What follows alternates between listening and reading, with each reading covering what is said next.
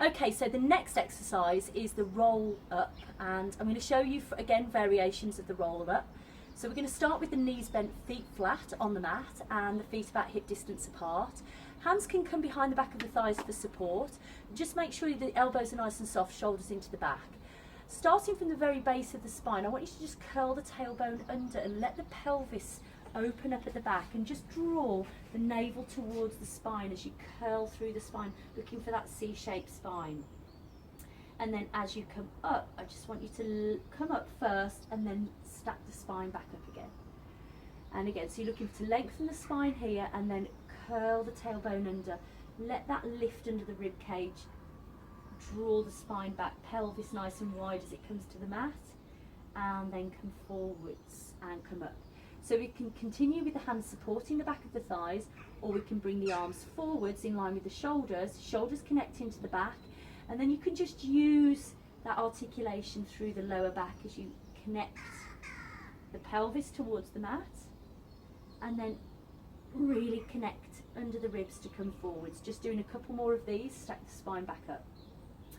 So let the spine roll under, tailbone roll under, allow the crown to reach forwards, and then coming up through the centre of the spine. Let's do one more, and then we're going to take it down onto the mat. So I'm going to continue to roll down, all the way down. This time we're going to start from the bottom of the mat, so you might not want to bring the feet a bit closer and make sure the feet are parallel. And we're going to start with the hands behind the back of the thighs, and we're going to assist the roll up as you pick up the back of the head, curl up and walk the hands up the back of the thighs as far as you can, allowing the movement to come through the spine, coming up to seated if you can, and then hollow through the rib cage, rolling back down. Walk the hands behind the back of the thighs. So that's one variation, keeping the shoulders connected into the back. Doing one more, curling up under the rib cage, coming forwards up onto the seat, and then rolling back down. If you feel like you've sort of mastered that one, then you can bring the legs long now, and we can take this into the full roll up. So the heels are together and the toes are standing upwards. I want you to connect the bones of the spine down onto the mat, bring the arms over towards the ears, and let the rib cage feel heavy at the front.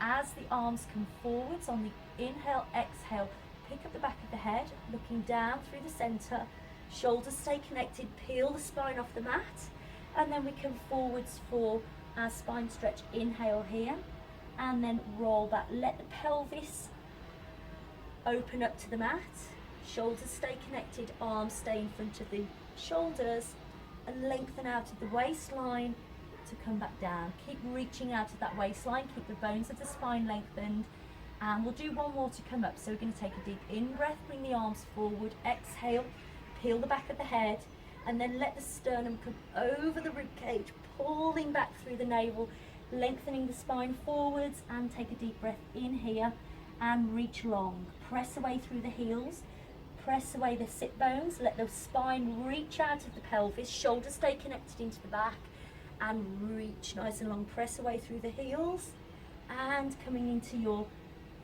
lying position, and then rest the arms down.